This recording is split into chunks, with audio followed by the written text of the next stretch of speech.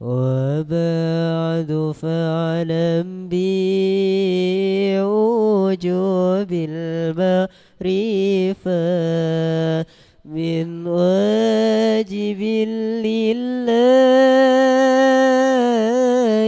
20 صفة فالله موجود قديم باكي مخالف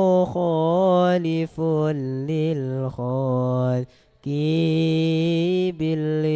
بالإطلاق وقائم ولي وواحد وحي قدير مريد عالم بكل شيء سميع البصير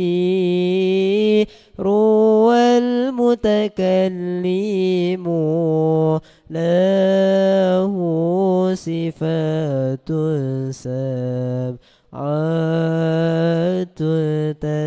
تنتظم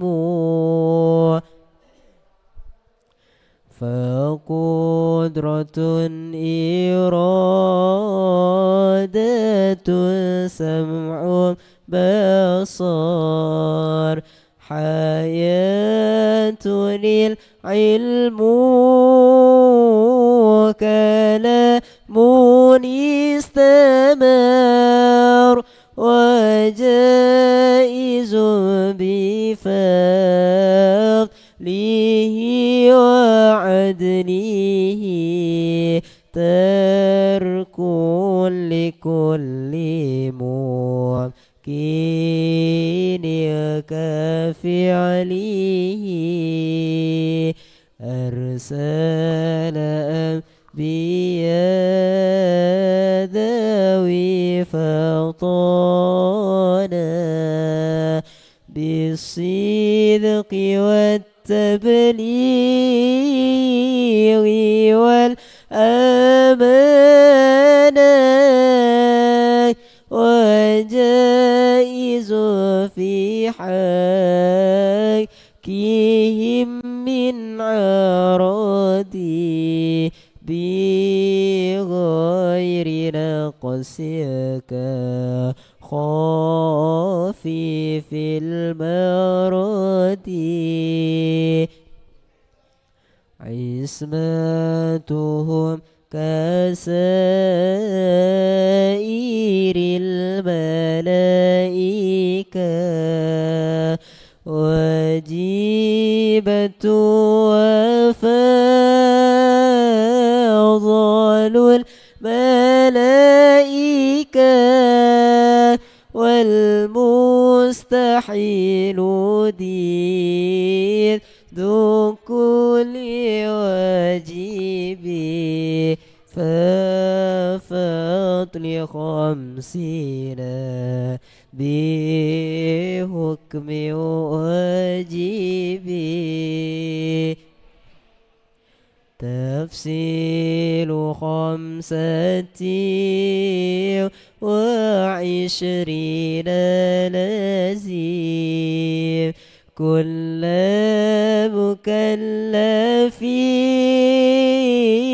فحقق وتنيم هم آدم إدريس نوح هود مع صالح وإبراهيم كل متبع لوط وإسماعيل إسحاق كذا يعقوب يوسف وأيوب وتذا شعيب هارون وموسى واليسع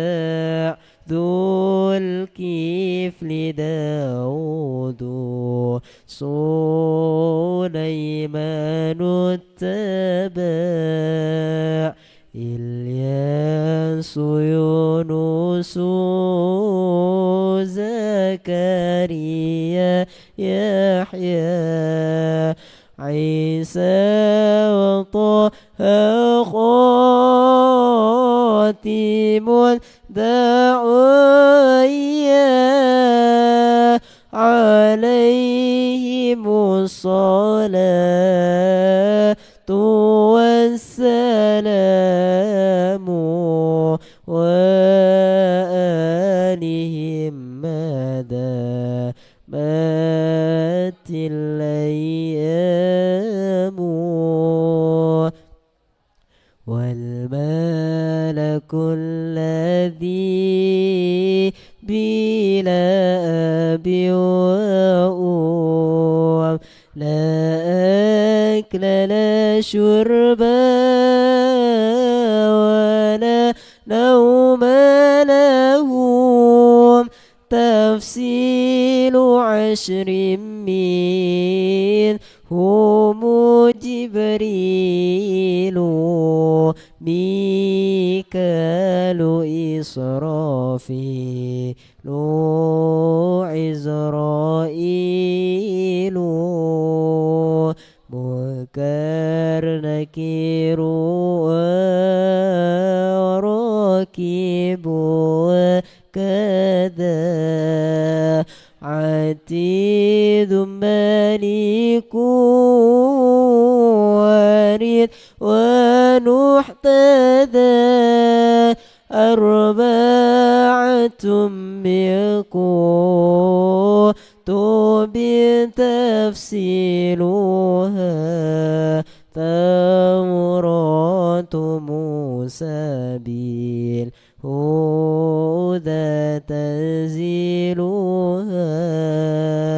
زبور داود وإنجيل على عيسى وفرقان على خير الملا وصحف الخليل والكليم فيها كلام الحكام العليم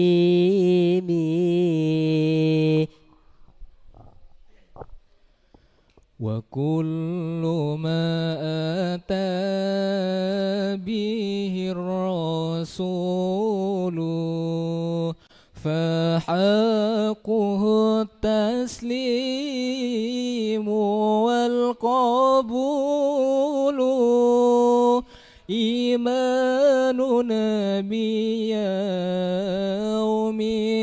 آخر وجب وكل ما كان به من العجب خاتمة في ذكر باقي الواجب مما على مكلف من واجب نبينا محمد قد أرسل للعالمين رحمة وفضيلا أبوه عبد الله عبد المطلب وهاشم عبد مناف ينتسب وأمه أمينة الزهرية أرضعته حليمة السعدية مولده بمكة الأمينة وفاته بطيبة المدينة أتم قبل الوحي 40 وعمره قد جاوز 60 وسبعة أولاده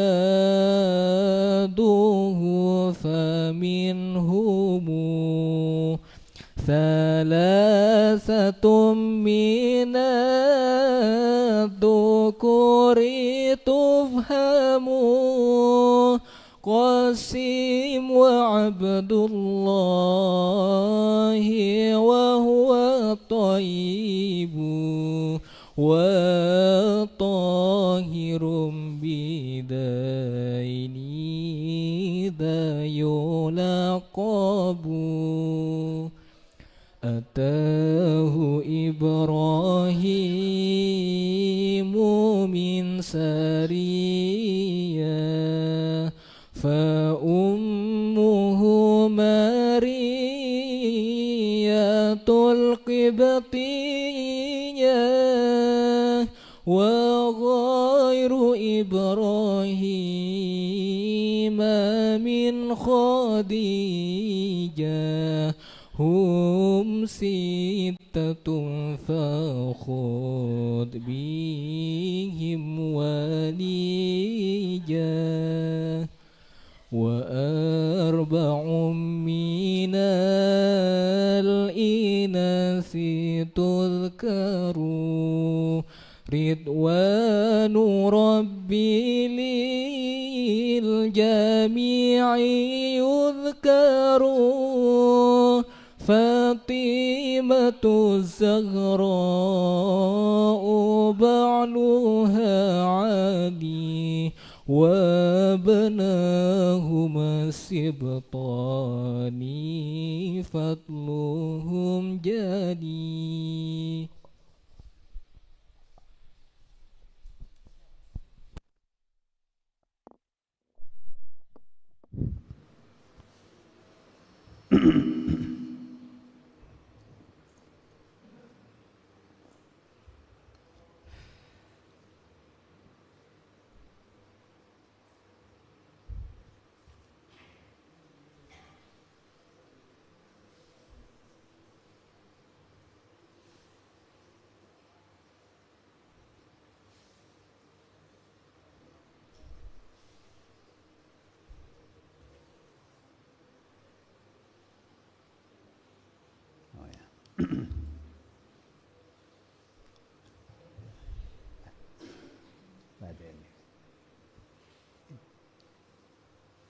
Yang di depan aja, depan.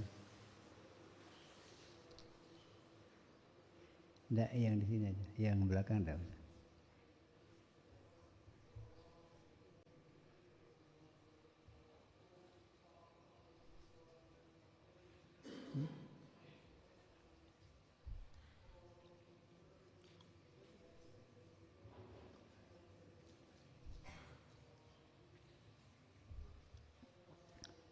Bismillah.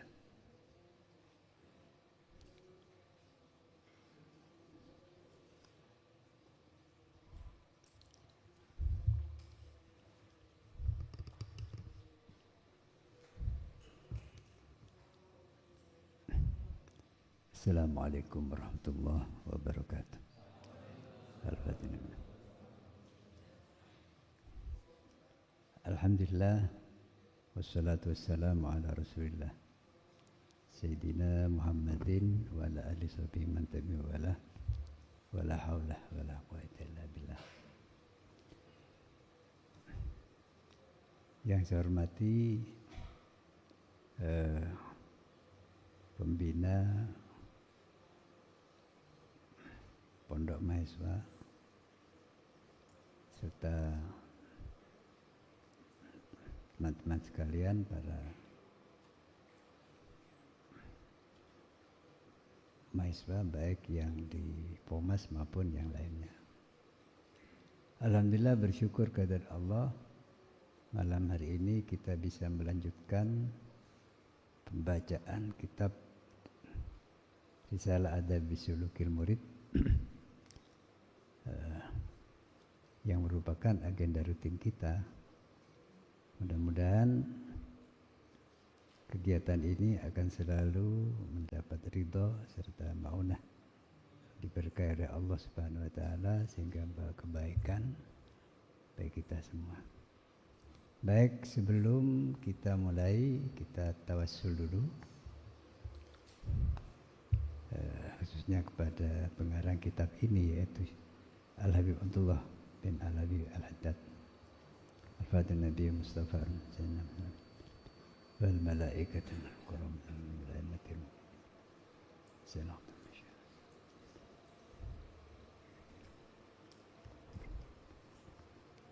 Al-Fatihah. A'udzubillahi minasyaitonir rajim. Bismillahirrahmanirrahim. Ar-Rahmanir-Rahim. Maliki yaumiddin. Iyyaka na'budu wa iyyaka nasta'in. Mustaqim. Shiratal ladzina an'amta 'alaihim ghairil maghdubi 'alaihim.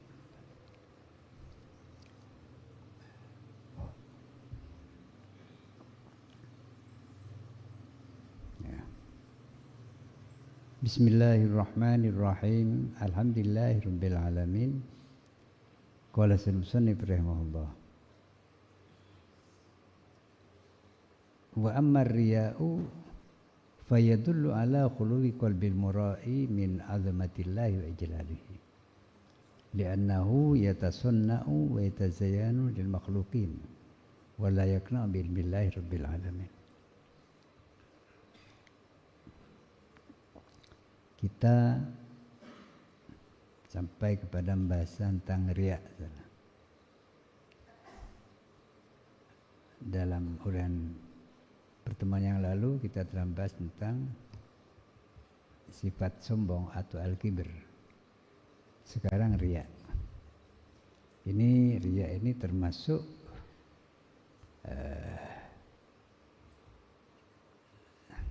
penyakit hati, ya, artinya sifat-sifat hati yang buruk dan bisa merusak amal ibadah kita. Orang yang beramal yang disertai riya, sebaik apapun amal itu, sekalipun secara formal sah, misalnya sholat, tapi amal itu tidak akan diterima oleh Allah.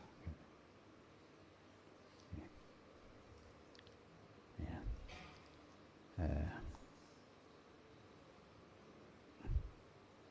Kenapa? Sebab orang yang melakukan amal disertai riya, berarti amalnya itu bukan karena Allah. Sebab riya itu kan apa? Lawan dari ikhlas, ya. Kalau ikhlas itu al-amal liwajhillah. Jadi kata ahli tasawuf, ikhlas itu beramal liwajhillah karena Allah, karena Allah itu bisa diawali dengan menjalankan perintah Allah, mencari ridhonya, gitu. Mungkin bisa ditambah balasan pahala dan lain sebagainya. Tapi yang utama itu menjalankan perintah Allah, mengharap ridhonya. Gitu. Itu ikhlas. Riya tentu sebaliknya, yaitu beramal tidak karena Allah. Gitu. Ya. Jadi sholat misalnya bukan. Sholat itu perintah Allah, ya. Tapi bersolat itu bukan karena menjalankan perintah Allah, atau setidak-tidaknya tidak mengharap ridhonya. Tapi sholat, misalnya sholat karena malu, karena temannya sholat semua, kemudian kita tidak sholat, malu. Atau karena takut kepada sesama makhluk. Kalau takut kepada Tuhan beda, ya. Takutnya kepada makhluk. Misalnya karena kalau tidak sholat diberi sanksi oleh keamanan misalnya, ya, maka terpaksa sholat. Ya. Atau sholat mengharapkan hal-hal yang bersifat duniawi. Misalnya apa salah? Sholat karena ingin ekonominya atau ya ekonominya lancar, karirnya lancar. Itu pernah terjadi seperti itu. Ya. Biasanya kalau orang sudah melakukan amal itu tidak ikhlas, pasti tidak langgeng, musim-musiman. Ya kalau ada maunya dia melakukan. Ya maaf, ya kita tidak perlu suudzon. Biasanya menjelang pemilu, ini banyak para dermawan datang ke desa-desa kita, gitu, nabur uang. Kita tidak perlu suudzon, barangkali dia memang ingin berbagi, gitu. Tapi sayangnya kok sudah itu tidak ada lagi, gitu. Nah ini ya mestinya sesuatu yang dilakukan karena Allah mestinya langgeng. Jadi maka nalillah dama wattasol, itu kata ulama. Sesuatu yang dilakukan karena Allah biasanya langgeng. Tidak musim-musiman, ya. Tidak karena musim pemilu, musim apa, gitu. Ya. Jadi itu pernah ada orang yang awalnya istiqomah sholat, mungkin niatnya tidak benar, tidak ikhlas, ya.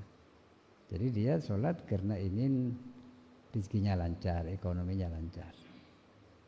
Tapi kok nyatanya sudah sholat istiqomah kok tidak lancar-lancar, ekonominya tetap macet, gitu. Akhirnya apa? Berhenti sholat. Nah ini karena memang niatnya tidak benar. Jadi ibadah, namanya ibadah itu menghamba kepada Allah, yaitu dengan cara ketundukan, melaksanakan perintah Allah, mengharap rahmatnya dan ridhonya, itu saja. Segala pelaksanaan bentuk perintah Allah, segala bentuk perintah Allah, ya, kalau kita melaksanakannya karena mengharap kasih sayang dan ridha Allah, itu adalah keikhlasan, dan itu ibadah yang sebenarnya. Ya. Ya. Dan ya tentu ibadah itu sangat luas pengertiannya, bukan hanya ritual, sholat, puasa, bukan hanya itu. Tapi ibadah sosial, bahkan berupa ekonomi, ya. Itu bisa saja jadi ibadah, sekalipun tidak langsung. Ya. Misalnya kita berbuat baik kepada tetangga, kepada keluarga, dengan maksud menjalankan perintah Allah. Sebab berbuat baik kepada sesama itu kan perintah Allah. Maka ketika kita berbuat baik kepada sesama dengan niat menjalankan perintah Allah, mencari ridhonya, maka itu ibadah. Bahkan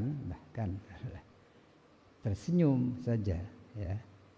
Kita ketika ketemu orang, terutama orang-orang dekat kita tersenyum sehingga orang itu jadi senang, jadi gembira, gitu.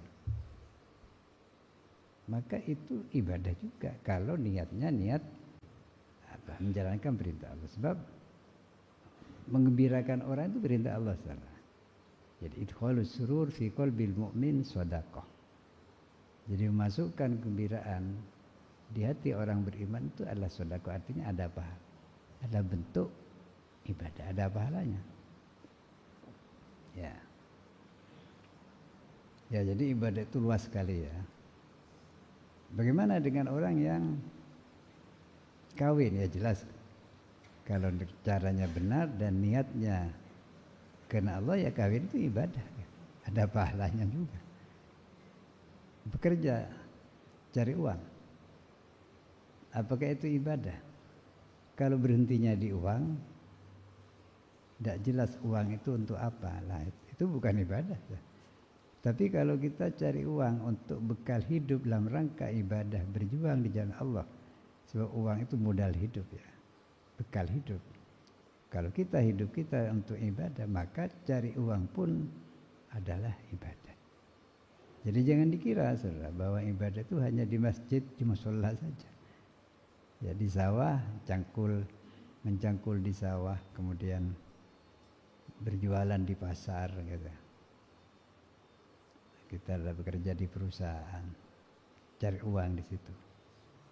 Nah, kalau niatnya untuk bekal ibadah, maka itu menjadi ibadah juga sekalipun tidak secara langsung. Jadi ibadah itu artinya luas sekali. Gitu. Ya, hanya ada ibadah mahdhah, ibadah yang murni, yaitu yang bersifat ritual seperti sholat, puasa, haji dan itu ritual. Kalau itu memang bentuknya memang ibadah. Ya. Nah, tapi kalau seperti cari uang, ya, bekerja di sawah, di pasar, itu bentuknya bukan ibadah karena itu usaha untuk memenuhi kebutuhan. Tapi kalau niatnya benar dan baik, maka itu jadi ibadah. Gitu. Jadi ibadah itu ada yang mahdhah, ada yang ghairu mahdhah. Ghairu mahdhah itu artinya tidak murni itu. Artinya aslinya bukan ibadah. Kawin, ya. Ini bukan ibadah aslinya, ya, sebab jangan bukan hanya kita yang kawin, binatang pun juga kawin. Hanya bedanya apa? Kalau kita orang muslim, orang beriman kawin itu melalui akad nikah dan ada aturan-aturannya, sehingga perkawinan itu menjadi suci dan menjadi perjanjian yang suci juga. Tetapi kalau kawin itu tidak sesuai dengan aturan-aturan dan niatnya hanya sekedar untuk mencari kesenangan, maka itu bukan ibadah. Makan, minum sama. Jadi kita makan, kita minum supaya kita punya kekuatan, energi ya, bisa melaksanakan kewajiban-kewajiban kita, perintah Allah. Maka itu makan, minum itu, bahkan tidur pun juga adalah ibadah. Nah, sekalipun itu ibadah yang tidak langsung gitu. Maka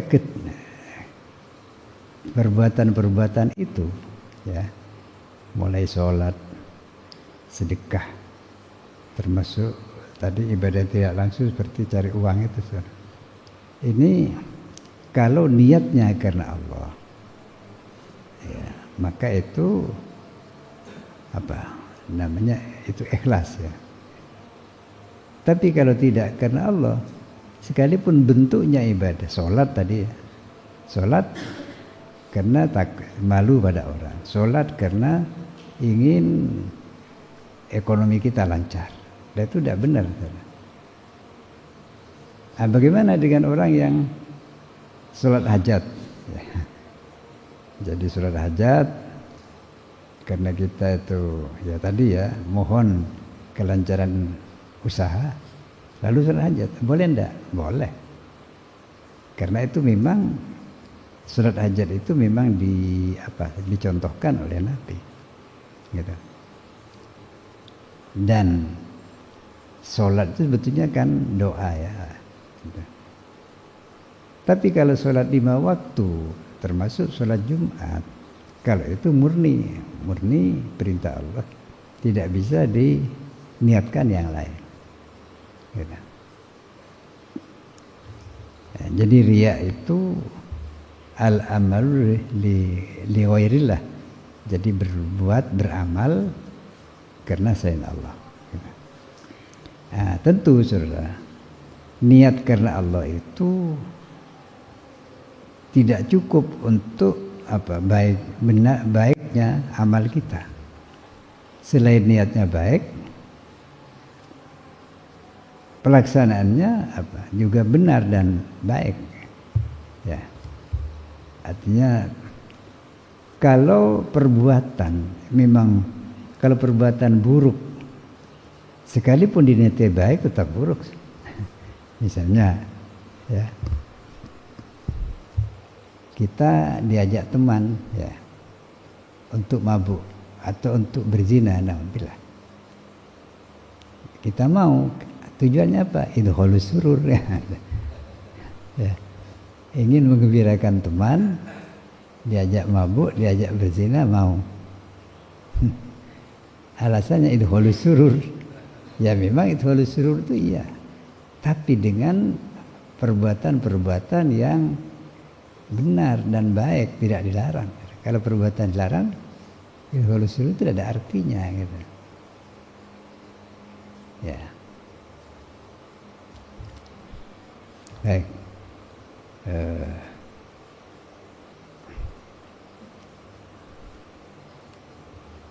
Kenapa riya itu penyebabnya apa? Nah, di sini dijelaskan.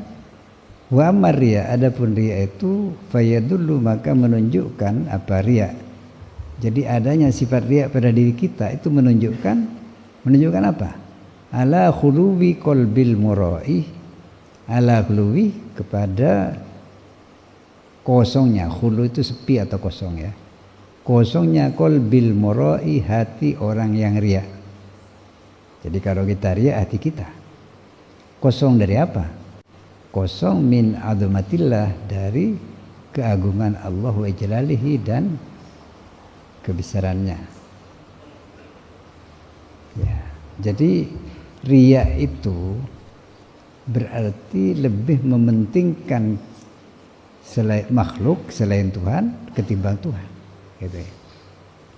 Lebih menghargai selain Tuhan ketimbang Tuhan.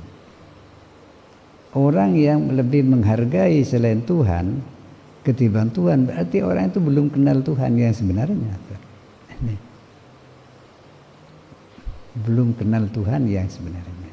Memang mungkin tahu nama. Siapa Tuhanmu? Allah. Katanya pencipta langit, katanya. Tapi tidak yakin, ya. Nah ini kan tidak mantap imannya, ya, atau pengenalannya belum sempurna.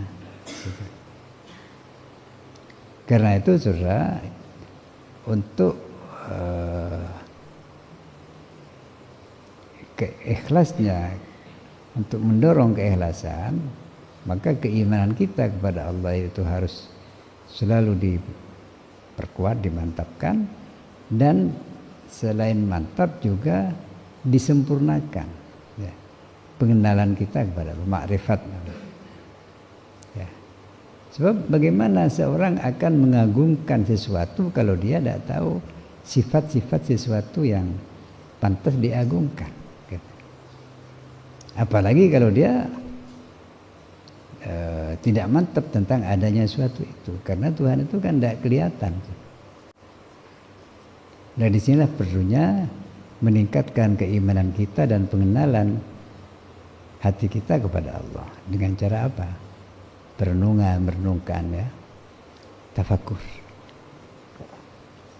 Jadi kita itu Al-Quran itu dan juga hadis banyak mendorong dan merintahkan kita untuk merenung, tafakur.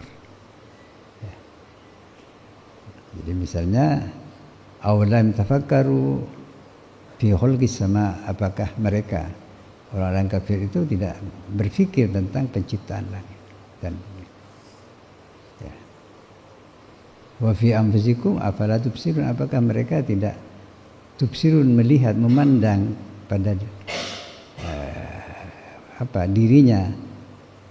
Jadi mandang diri itu bukan hanya melihat dengan mata, dengan pikiran. Lah ini yang sering kita tidak kita lakukan, tafakur itu. Yang banyak kita lakukan apa? Menikmati. Ya. Kalau menikmati itu nafsu. Kalau tafakkur itu akal. Ya. Jadi tafakkur, merenung itu menggunakan akal, sedangkan menikmati itu adalah dorongan nafsu. Nah, maka orang yang dikuasai nafsunya, akalnya menjadi lemah, bahkan kadang-kadang tidak berfungsi. Coba orang yang membenci sesuatu atau seseorang, apapun yang datang dari orang itu pasti salah, pasti tidak baik. Sebaliknya, jika seorang mencintai orang lain, apapun yang datang dari orang itu, yang ada pada orang itu pasti baik dan mungkin dianggap benar. Nah, contoh yang paling mudah yaitu apa? Pengantin baru. Pengantin baru kalau masih berbulan madu, biasanya semalaman tidak tidur kan. Nah, kebetulan berdua di kamar, istrinya ngentut gitu. Ya. Tanya suaminya, ini apa dek? Saya tidak sengaja tadi mas. Ya, makanya harum katanya. Padahal itu sebetulnya ada harum. Nah, tapi kalau sudah benci sama, jangankan kentut, pakai parfum itu busuk. Lah ini emosi, ini adalah nafsu. Kalau kita dikuasai nafsu, kita tidak bisa membedakan yang baik, yang buruk. Ya. Merenung tidak bisa. Di sini nafsu itu harus dikendalikan. Ya. Supaya kita bisa menggunakan akal dengan benar, dengan jangan sampai akal kita dikuasai nafsu. Bagaimana? Ya latihan pengendalian diri, pengendalian keinginan nafsu. Antara lain berpuasa itu termasuk apa? Ya ibadah juga, tapi itu ada di situ mengandung pelatihan, pengendalian diri di waktu maksudnya makan, tidak makan. Karena itu ada kewajiban puasa Ramadan itu kan. Antara lain adalah latihan pengendalian nafsu kita. Selain itu latihan keikhlasan. Kenapa? Sebab puasa yang benar-benar puasa itu kan tidak ada yang tahu, hanya dirinya dan Allah yang tahu. Andaikan pura-pura puasa kan bisa ya. Jadi kita kalau di banyak orang kita seolah-olah tidak minum, tidak apa. Nah, kalau sendirian minum bisa saja. Atau di waktu kita berwudu di keran, waktu berkemu-kemu sambil minum, siapa tahu. Jadi puasa itu latihan keikhlasan juga. Asalkan puasanya betul-betul, bukan pura-pura puasa. Lah ini itu masalah. Contoh latihan pengendalian diri. Atau istilah para sepuh kita itu tirakat. Tapi tirakat itu bukan hanya, tirakat itu harus baik caranya ya, bukan tidak makan, tidak minum, di gua-gua bersemedi, bukan itu tirakat.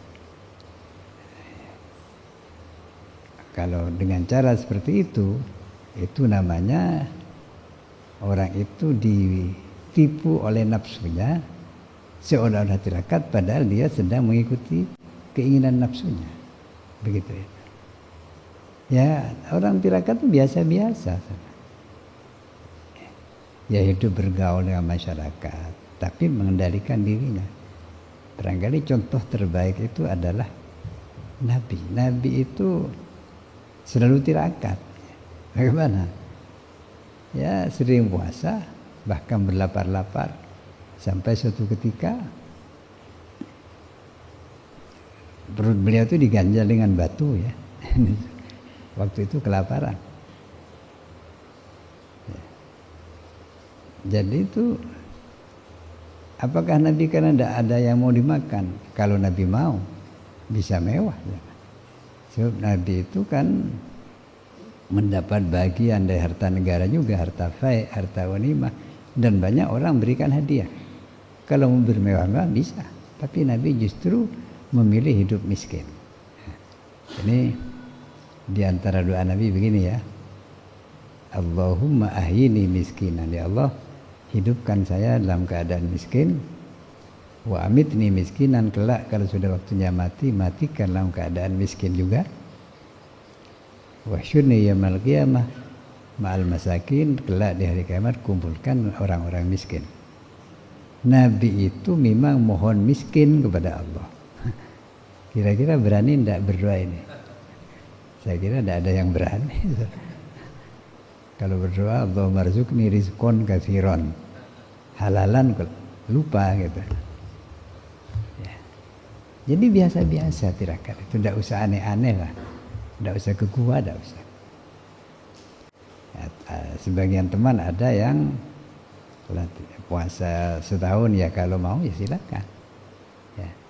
Di luar yang wajib itu ada yang 40 hari gitu. Ya. Jadi kembali pada tadi, riya itu menunjukkan bahwa di hati kita itu kosong dari keagungan Allah. Kita belum bisa karena belum mantap imannya, bisa karena pengenalan kepada Allah itu masih sangat kurang. Nah, kenapa kok begitu? Li'annahu, karena sungguhnya murai, orang yang riya itu yatasunna'u, ya, berpura-pura ya. Wa yatazayyanu, dan berlagak gitu. Yatazayyan itu asalnya berhias ya, berlagak lil makhlukin, kepada makhluk. Jadi di depan orang sepertinya khusyuk gitu, di depan orang. Jadi sholat sunat ya berkali-kali. Nah, tapi tidak ada orang, tidur saja. Misalnya begini ya, berarti itu kan hanya di hadapan manusia, makhluk. Wala yakna bi ilmillah, dan tidak puas, artinya tidak cukup, tidak mencukupkan siapa murai, orang dia itu bi ilmillah, dengan pengetahuan Allah Rabbil Alamin, Tuhan segala alam. Artinya mestinya kita berbuat baik cukup Allah yang tahu gitu. Jangan ingin diketahui manusia atau ya orang lain. Cukup Allah. Sehingga ada orang, tidak ada orang, kita tetap berbuat baik ya. Nah, lalu bagaimana? Apakah berbuat baik itu harus sembunyi-sembunyi? Ya tidak juga. Kalau memang harus bersama ada orang, ya tidak bisa sembunyi bagaimana. Seperti kita sholat berjemaah, apalagi jadi imam, masa mau sembunyi? Kan tidak mungkin. Ya seperti sekarang kita di sini mau sembunyi, tidak mungkin. Ya sudah, yang penting niat kita bukan untuk dipuji, bukan untuk dilihat, bukan untuk apa-apa gitu. Ya, bagus, baik saudara. Jadi hanya Allah yang menjadi yang kita lihat dalam kita beramal baik ya. Lalu pertanyaannya, apakah kalau kita hanya melihat Allah, apakah kita tidak melihat orang manusia? Artinya pokoknya yang penting saya ikhlas, kata orang terserah orang mau mengatain apa ya. Nah ini tidak benar juga, tidak benar ya. Sebab kita ini tidak cukup hanya berhubungan baik dengan Allah, tapi juga berhubungan baik dengan sesama manusia, bahkan sesama makhluk ya. Bagaimana itu? Ada ayat yang berbunyi, duribat alaihimudillatu aynama suqifu illa bihabli minallahi wa habli minan nas. Jadi mereka manusia itu akan ditimpa kehinaan kecuali dengan hablun itu hubungan ya. Hablun itu kan diterjemah menjadi kabel itu kan penghubung gitu. Illa bihablin, kecuali dengan adanya hubungan baik minallah, kepada Allah. Tapi tidak cukup hanya baik kepada Allah, hablin minan nas, dan juga hubungan baik dengan sama manusia. Jadi kita memang sholat yang khusyuk tidak karena manusia, tapi berbuat baik kepada manusia itu harus. Jangan karena kita ikhlas kita cuek saja. Ya, tidak peduli pada lingkungan, itu tidak benar kan? Ya. Ini pernah ya, ada salah seorang sahabat pada masa Nabi. Orang ini mungkin keliru paham, dikira ibadah itu ya ibadah ritual. Jadi sahabat ini tiap malam, dia punya istri ya, tiap malam berada di masjid terus tiap malam, tidak pernah tidur dengan istrinya. Ya, ya sholat, ya zikir, ya baca Quran. Sampai istrinya itu ya resah gitu. Akhirnya istrinya itu sowan kepada Nabi, beritahu bahwa suaminya begitu, tidak pernah tidur dengan dia kalau malam. Akhirnya dipanggil suaminya itu oleh Nabi, ditanyakan, apa betul kamu kalau malam tidak pernah tidur dengan istrimu? Iya. Di mana? Di masjid. Apa kerjanya? Sholat. Dikira ya lemah itu. Ya, akhirnya oleh Nabi ya tidak dimarahi, hanya diingatkan. Apa kata Nabi? Inna li rabbika alaika haqqan. Memang Tuhan punya hak pada kamu dan kamu punya kewajiban kepada Tuhan, ibadah. Ya. Tapi wa inna li ahlika alaika haqqan. Tapi kamu juga punya kewajiban kepada keluargamu. Jangan sampai keluargamu terlantar. Bahkan wa inna li nafsika alaika haqqan. Dirimu termasuk badanmu punya hak. Jangan sampai kita menyiksa diri demi karena ibadah pada Tuhan. Itu tidak benar. Jadi Islam itu seimbang antara lahir, batin, dunia, akhirat.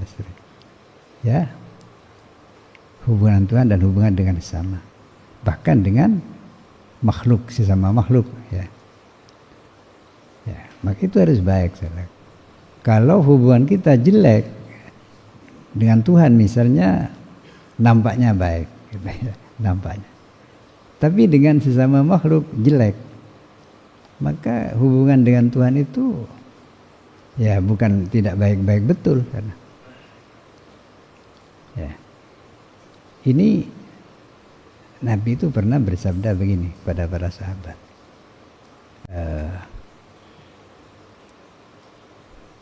atadruna alil muflis, kata Nabi, tahukah kalian siapa orang bangkrut itu?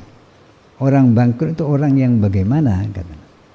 Sahabat menjawab, ya Rasul, orang bangkrut itu orang yang utangnya orang yang tidak punya apa-apa. Bahkan kalau punya utang, utangnya lebih besar ketimbang hartanya. Itu orang bangkrut, kata sahabat.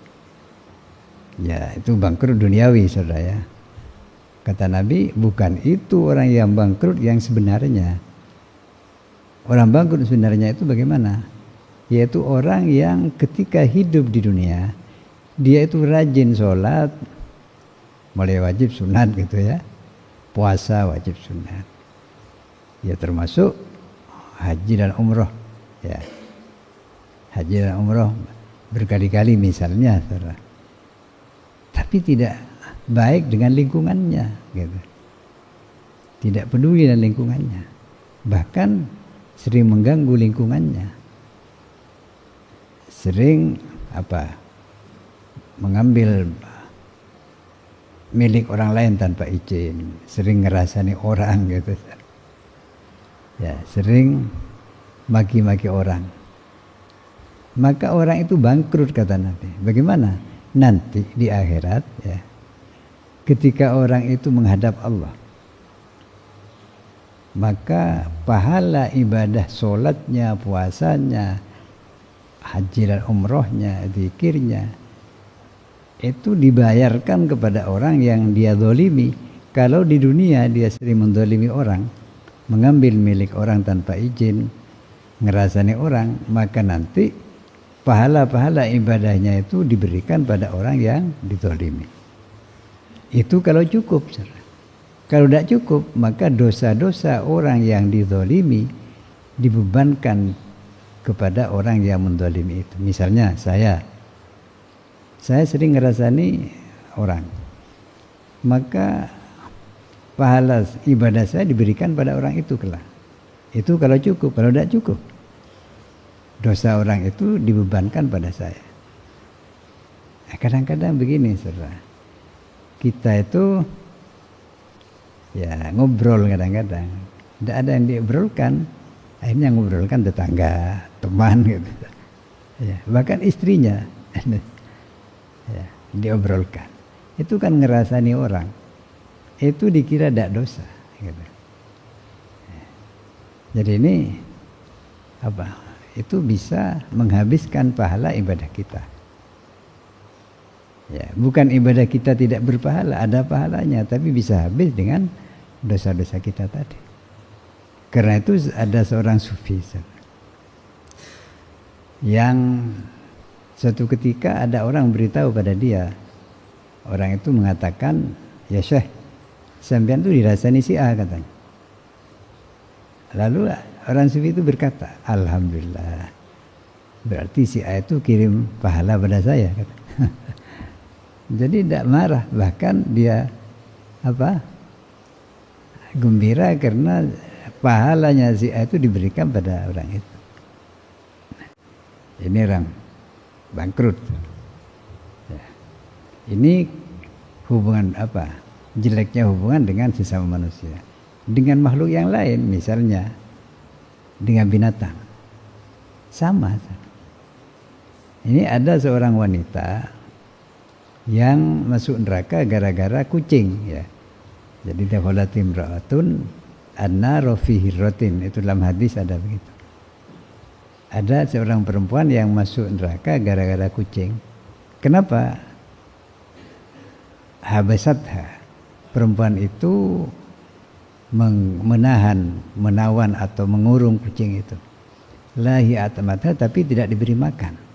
Dikurung tapi tidak diberi makan, berarti kan menyiksa kucing. Wala tarokatha ta'kulu minasyasil arti. Wanita itu tidak melepas kucing untuk cari makan sendiri. Ini menyiksa kucing dan itu dosa, pelakunya masuk neraka. Kucing, apalagi manusia. Nah, ini kita ini harus tadi itu hablun, hubungan baik dengan sesama manusia, bahkan dengan semua makhluk. Ya. Sebaliknya kalau berbuat baik kepada sesama makhluk, maka itu adalah ibadah. Sampai-sampai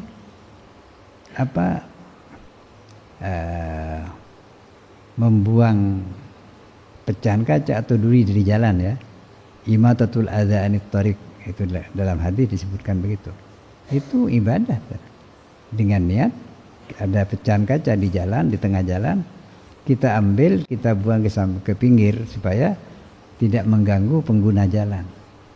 Itu pahala, itu ibadah. Dan barangkali itu menjadi menjadi amal kita yang menyebabkan kita dirahmati oleh Allah. Kadang-kadang saudara, amal-amal yang sepele itu sebetulnya yang diterima oleh Allah. Amal-amal kita yang besar itu kadang-kadang enggak, karena ada riaknya di situ.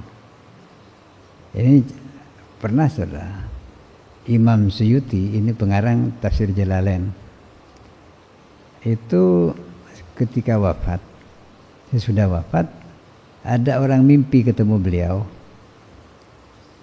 Orang itu tanya kepada Imam Suyuti, Ya Syekh, sampean bagaimana keadaan sekarang sudah wafat? Alhamdulillah baik-baik. Kira-kira apa amal sampean yang diterima Allah sehingga sampean sekarang ini tidak disiksa? Apakah Imam itu kan penulis besar ya, karangannya banyak, saudara. Apakah karangannya sampean itu diterima oleh Allah? Apakah sholatnya atau apa? Apa kata Imam Syafi'i? Bukan itu katanya. Yang diterima oleh Allah, suatu ketika saya ini nulis kitab. Kalau dulu kan pakai pena pakai mangsi apa dicelup itu ya, itu. Dicelup ke tempat mangsi kemudian nulis. Nah, kalau sekarang kan pakai komputer. Ini di waktu itu, waktu saya nulis, ternyata ada lalat hinggap di pena saya. Karena saya kasihan pada lalat itu, saya berhenti nulis sampai lalat itu pergi. Nah, itu yang oleh Allah, amal yang diterima oleh Allah karena sifat kasih sayang saya kepada lalat. Dan itu menyebabkan saya dirahmati oleh Allah. Jadi amal yang besar-besar itu belum tentu. Kadang-kadang yang sepele itu yang asalkan ikhlas, itu yang diterima oleh Allah. Jadi karena itu jangan menyepelekan amal baik sekecil apapun. Ya, ini. Baik. Nah, sekarang bentuk-bentuk riya.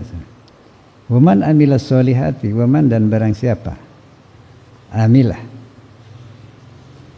berbuat siapa man as-solihati akan perbuatan soleh atau baik. Wahabba dan ingin siapa dia man ayyarifa agar mengetahui pada man annasu siapa manusia orang-orang. Beramal soleh supaya diketahui orang. Bidzalik dengan itu amal solehnya. Tujuannya akhirnya apa? Liyu'azzimuhu agar mengagungkan, menghormat siapa nas manusia itu kepada dia man wa yastani'u dan agar berbuat siapa nas manusia itu ilahi kepada man al-ma'rufa akan perbuatan baik. Jadi ada orang beramal soleh, apakah istiqomah ya sholat atau ya, belajar, ngajar, jadi mubaligh, jadi khotib, itu kan ya, melakukan itu agar dikenal orang, dikenal baik ya oleh orang, sehingga orang-orang itu mengagungkan, menghormat kita dan berbuat baik kepada kita, mungkin menghadiahi apa gitu. Bagaimana orang itu? Bahwa maka adapun man, orang itu murain, orang yang riya ya, karena dia tidak amal karena Allah. Jahilun, jahil artinya apa? Bodoh, karena tidak seharusnya kalau dia tahu bahwa riya itu apa? Merusak amal sehingga amalnya sia-sia ya. Rohibun fid dunya, senang ya, senang siapa dia fid dunya kepada dunia. Dunia itu bukan hanya materi, bukan hanya uang, tapi pujian, kedudukan gitu. Itu termasuk dunia. Ya. Nah. Lalu apakah kalau kita berbuat baik di depan orang banyak tidak boleh? Boleh-boleh saja, asalkan ikhlas gitu. Bukan harus sembunyi-sembunyi. Ya, kalau tidak ikhlas sekalipun sembunyi, ya, kalau tidak ikhlas tetap riya. Misalnya kita tidak keluaran dari kamar, ya, dengan niat supaya orang-orang di luar itu menganggap kita itu selalu zikir di kamar, selalu khusyuk. Itu riya, sekalipun kita di kamar tidak kelihatan orang di luar. Ini kan keinginannya itu, ingin dianggap khusyuk, dianggap warok gitu. Ya. Itu riya. Dan itu berarti dia masih cari pujian, dan pujian itu adalah barang-barang duniawi, tidak akan bisa dibawa ke akhirat. Ya. Nah, lianna zahida, karena orang yang zuhud itu kebalikan rohib fid dunya. Rohib fid dunya itu orang senang dunia, zuhud itu orang yang berpaling dari kesenangan dunia. Berpaling dari kesenangan dunia. Apakah senang? Ya bisa saja senang. Siapa yang tidak senang uang? Ya, laki-laki tidak senang perempuan. Ya, yang tidak senang jabatan. Orang normal pasti senang. Dan itu memang manusiawi, gitu. Tapi harus kesenangan itu harus dikendalikan, gitu. Jangan sampai kesenangan pada dunia itu menjerumuskan kita kepada hal-hal yang buruk. Ya.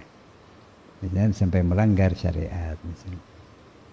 Jadi senang tapi kita mengendalikan sehingga kita sekalipun ada di depan kita dan bisa kita ambil, tapi tidak kita ambil. Senangnya senang. Ya memang berat kalau gitu. Tapi ada, jadi zuhud itu bertingkat-tingkat ya. Ada zuhud senang tapi tidak mau ambil dari dunia ini. Kemudian ada yang sampai kepada tidak senang ada. Tapi itu tingkatan yang sudah tinggi. Ya. Jadi karena dia sudah senang bersama Allah. Itu zuhud. Ya. Lalu bagaimana? Apakah orang zuhud itu tidak mau sama sekali kepada uang? Ya. Ya enggak juga, sebab uang itu kebutuhan, ya. Harta itu kebutuhan. Seperti jodoh itu kebutuhan. Bahkan jabatan itu kebutuhan masyarakat. Karena itu dalam suatu masyarakat, suatu komunitas itu harus ada pejabat, pemimpin. Sebab tanpa adanya pemimpin akan terjadi kacau. Maka pejabat itu atau pemimpin itu harus ada. Sama dengan uang harus ada, jodoh harus ada. Itu kebutuhan. Tapi jangan dijadikan kesenangan, atau kalau senang jangan terlalu senang. Jangan sampai mencintai, sebab kalau mencintai kita akan diperbudak oleh yang kita cintai. Jadi apa? Man ahabba syai'an fahuwa abduhu. Orang yang mencintai sesuatu dia akan menjadi budak dari sesuatu yang dicintai itu. Apapun. Bisa menjadi budak uang, budak wanita, jadi budak jabatan. Sehingga apapun yang asalkan dapat dengan cara apapun, sekalipun cara-cara yang tidak baik, itu berarti sudah diperbudak. Ini. Ya. Nah, jadi zuhud itu bukan kita tidak butuh uang, bukan tidak butuh kawin, tetap butuh, tapi jangan sampai menjadikan dunia itu sebagai kecintaan. Ya senang pastilah, gitu. Ya, bagaimana orang zuhud? Apa tandanya orang zuhud? Lianna zaida, karena semuanya orang yang zuhud itu man, ialah orang lau, andaikan akbalah menghadap atau datang annasu, siapa manusia, alai kepada dia, man menghadap bitta'zim, dengan mengagungkan, menghormati, wa badril amwal, dan memberikan harta, memberikan hadiah, lakana ada siapa diaman atau zahid itu, yu'ridu, berpaling, andalik, dari itu, dari takzim dan awal. Wa yakrahu dan tidak menyukai siapa dia man hu kepada itu zalik kepada takzim dan harta itu. Berpaling. Bagaimana berpaling? Apakah kalau ada orang memberi uang pada kita, sudah jangan ditolak? Itu tidak baik juga. Kalau dia memang memberi hadiah pada kita dengan ikhlas, tidak apa-apa diterima. Tapi jangan dinikmati oleh diri kita, berikan pada orang lain atau dijadikan untuk modal perjuangan atau apa. Ya sama dengan kita cari uang di sawah kan. Asalkan jangan minta. Kalau minta memang dilarang oleh agama. Minta itu. Tapi kalau diberi, Nabi itu diberi hadiah ya terima oleh Nabi. Tapi oleh Nabi tidak dinikmati sendiri ya. Tapi diberikan pada orang-orang yang membutuhkan. Nah, sebab begini, sudah kadang-kadang kita diberi orang, kita tidak terima, jadi sok lah, sok zuhud gitu. Lah ini tidak baik juga, berarti sok itu kan tidak riya, itu rugi dua kali. Pahala tidak, uang tidak dapat. Jadi tidak usah sok-sokan. Ya emang ini repot memang sekarang. Ya. Untuk jalan yang benar itu memang repot. Ya. Jadi berpaling dari dunia itu bukan tidak mengambil, tetap mengambil sesuai dengan kebutuhan. Dan kalau tidak butuh, kalau kita dapat, ya kita berikan orang yang membutuhkan. Misalnya dapat warisan, ya. Warisan itu tidak bisa, ya memang bagian orang yang dapat warisan. Tidak bisa dihilangkan itu. Lalu apa? Apaan dibuang? Ya kita ambil tapi digunakan untuk kebaikan. Wadatul budunya, ya. Dah. Jadi saudara, orang yang zuhud, orang yang berpaling dari dunia itu, dia itu akan berpaling dari takzim, penghormatan orang artinya, dan dari harta yang datang kepada dia. Tapi berpalingnya bukan lalu tidak mengambil, tetap mengambil, tapi hatinya ya tidak menyenangi gitu. Itu yang maksudkan. Ya. Sementara orang riya sebaliknya tadi itu. Memang mencari itu, mencari takzim, mencari harta. Wa dzatul dunya bi amal akhirah, ya. Wa hadza, adapun orang ini artinya orang yang beramal baik, ingin dipuji, ingin diagungkan, ingin dapat hadiah gitu. Orang ini yatlubu mencari ad-dunya akan dunia bi amalil akhirah dengan amal akhirat. Misalnya ini kita jadi ustadz, jadi khotib, jadi mubaligh, jadi apa lagi? Jadi kiai. Kalau itu apa? Jadi itu kan ya bisa jadi ya memang sudah ditakdirkan begitu ya. Jadi kalau tidak ditakdirkan, sekalipun kita ingin jadi apa, tidak jadi gitu. Dan yang penting kalau kita jadi apa saja, kita berbuat dengan ikhlas. Kalau jadi guru, ngajar dengan ikhlas. Ya. Jadi pejabat, melayani rakyat dengan ikhlas. Jadi pedagang, berdagang dengan ikhlas. Semuanya dengan ikhlas. Itu yang penting. Bukan tidak harus apa lari dari itu gitu ya. Karena memang itu takdirnya. Tapi kalau bukan takdirnya, tidak usah ngejar-ngejar. tidak akan bisa. Ya. Jadi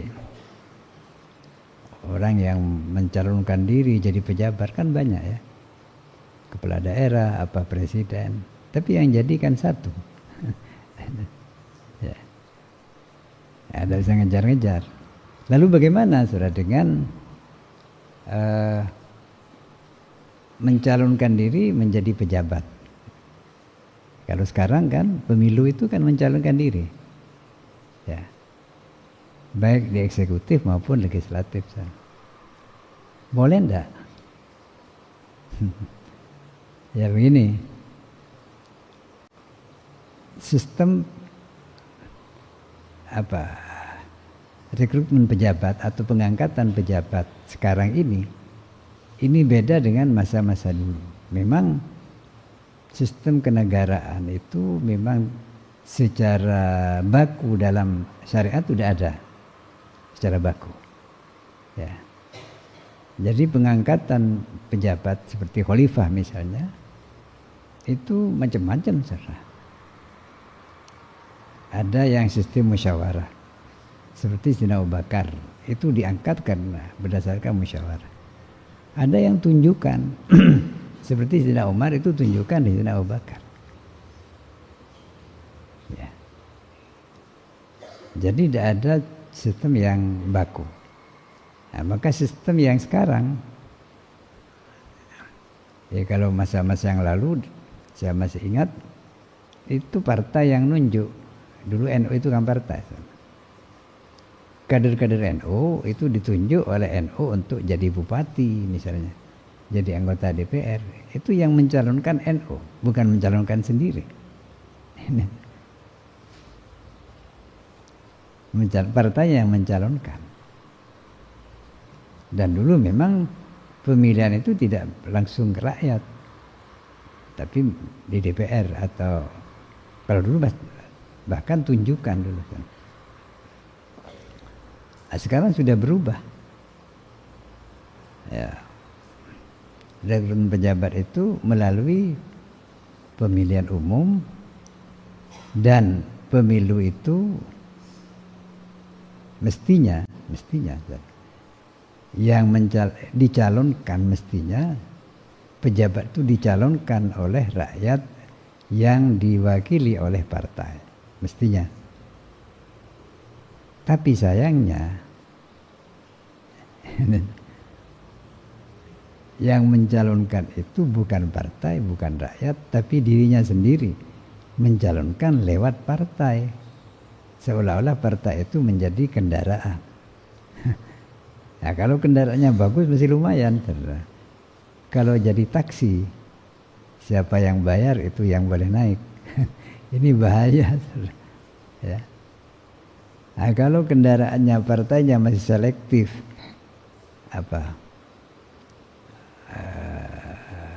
memilih pejabat calon yang mau dicalonkan, itu masih bagus.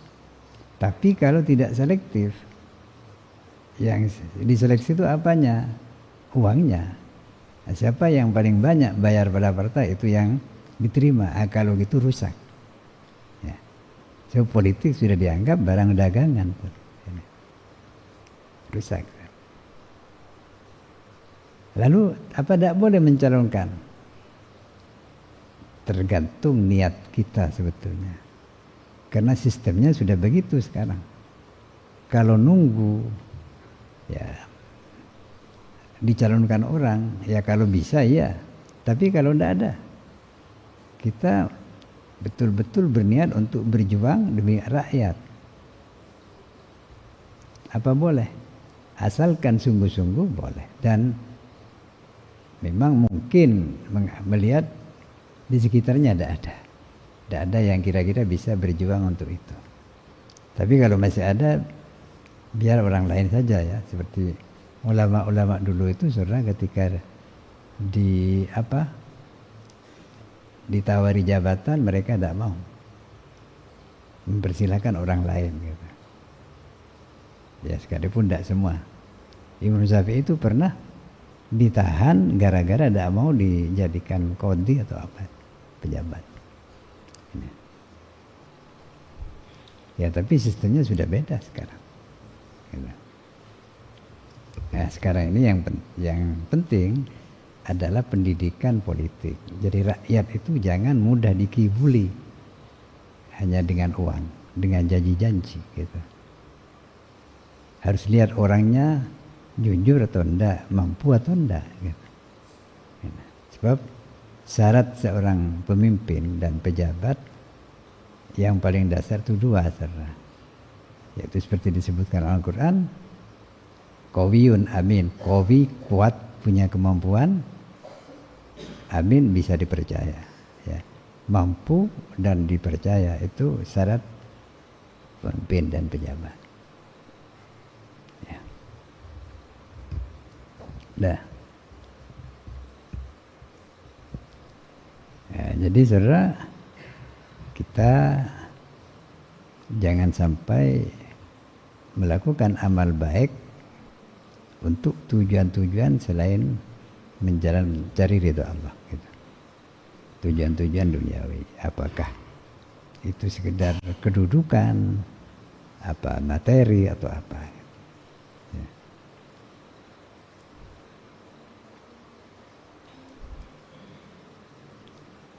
Ya. Sebab itu apa? Itu namanya menjual akhirat dengan dunia gitu. Menukar akhirat dengan lalu pertanyaannya, faman ajhalu minhu? Faman maka siapa ajhalu lebih bodoh ketimbang orang itu? Orang yang menukar ke bahagian akhirat dengan kepentingan duniawi. Itu katanya dianggap ajhal, yang tidak ada yang lebih bodoh dari ketimbang orang itu. Kenapa? Sebab akhirat itu kan apa salah? Kebahagiaan akhirat itu hakiki dan abadi. Hakiki artinya sebenarnya bukan semu. Dunia ini kan ada kebahagiaan, tapi sebetulnya bukan kebahagiaan, kesenangan, kepuasan. Tapi itu hanya sebentar, tidak abadi. Baik. Nah, jadi kalau mampu kita bersikap zuhud, yaitu berpaling dari dunia itu. Tapi kalau tidak mampu, wa lam yaqdir, jika tidak mampu ala zuhdi untuk bersikap zuhud di dunia, zuhud di dunia, di dunia ini, fayambagi maka syukya lahu bagi dia man orang ayyutruba akan mencari siapa orang itu ad-dunia akan dunia, cari uang, cari jabatan gitu ya. Mencari minal maliki dari pemilik dunia itu. Minal pemilik lah akan dunia. Siapa? Wa huwa adapun malik lid dunia itu Allah. Artinya mohon kepada Allah. Nah, ini lagi-lagi perlu dijelaskan. Mohon kepada Allah itu bagaimana? Apakah cukup berdoa? Berharap pada Allah? Ya berdoa ya. Tapi kan harus berusaha juga. Ya sebab usaha itu adalah perintah juga. Ya, doa dan usaha itu perintah. Tapi tentu usaha itu harus dengan cara yang benar. Nah, kalau caranya menyimpang dari kebenaran, maka itu adalah bertentangan dengan keikhlasan. Ya, jadi kalau kita tadi itu ya, kita mencalonkan diri, apakah ikhlas? Ya tergantung niatnya gitu. Kalau memang niatnya betul-betul untuk berjuang untuk masyarakat dan kita mampu untuk itu dan bisa amanah, silakan. Ya kalau memang tidak mampu, tidak boleh. Atau dengan cara-cara yang tidak benar. Gitu. Nah, dengan mengorbankan segala-galanya untuk jabatan itu misalnya. Ya. Jadi mohon pada Allah tentu dengan doa dan disertai usaha. Kenapa? Fa inna qulubal khalaik, karena sungguhnya hati makhluk biadi ada di tangan Allah. Ini ya. Yukbilu ala man akbala. Ya. Yukbilu biha ala man akbala. Yukbilu akan menghadap siapa Allah biha dengan dengannya ya. Dengannya apa?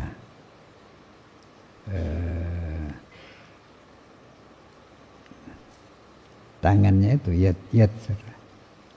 Bukan Allah itu punya tangan, artinya kekuasaan. Alaman akbala kepada orang yang menghadap siapa man alih kepada Allah. Ya.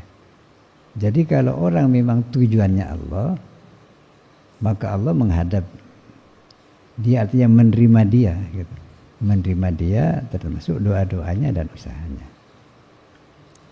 Jadi keikhlasan itu bisa mendatangkan bantuan dari Allah SWT. Wasakhiru dan akan menundukkan. Oh maaf saudara, tadi bihanya itu qulubul khalaik ya. Saya ulangi, fa inna qulubal khalaiki, karena sungguhnya hati makhluk biadi di tangan Allah. Terserah Allah. Ya. Yukbilu akan menghadapkan siapa Allah biha akan qulubul khalaik, alaman kepada orang akbala menghadap siapa man alaih kepada Allah. Jadi kalau orang selalu menghadap Allah, mencari ridhonya, maka hati makhluk oleh Allah akan dihadapkan pada orang itu. Nah, lihat saja. Ya. Para aulia, para nabi. Ya. Itu orang semuanya apa? Menghormati beliau-beliau itu. Ya. Karena apa? Karena beliau-beliau itu memang menuju apa? Menghadap secara total kepada Allah. Ya. Wasakhiru dan akan menundukkan siapa Allah akan qulubal khalaik lahu kepada diaman ya kepada orang itu. Fima, tapi ini ada batasan ya. Hati orang ditundukkan pada Allah pada orang itu, tapi fima yasha, dalam hal-hal yang Allah kehendaki. Artinya kita tidak bisa mendikte Allah. Ya. Mendikte Allah tidak bisa. Kita mohon kepada Allah. Mohon itu terserah Allah. Gitu. Ya mungkin di awal-awal kita masih diuji, tapi akhirnya akan sukses. Seperti perjuangan Nabi, perjuangan para alim ulama. Di awal-awal itu sulit ya, tapi sukses, akhirnya sukses.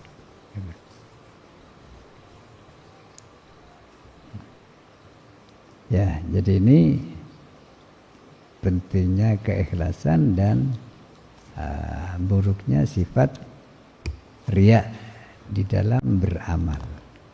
Ya. Di dalam beramal soleh. Ya.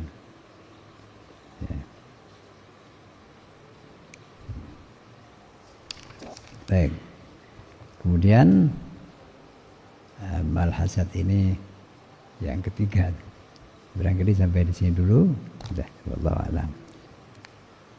Kalamun qadimullah yamallu sama'u anazza'an qawli wa fi'li wa niyyah bihi ashtafi kulli da'i wa nuruhu dalilul liqalbi inda jahli wa hira fa ya rabbi matini bisirri hurufihi wa nawwir bihi qalbi wa sam'i wa maqal wa ya rabbi waffiqni bitaqwaka ya Allah wa ya rabbi irhamni bihusni khotimati. Ya, kurang lebihnya maaf. Assalamualaikum warahmatullahi wabarakatuh.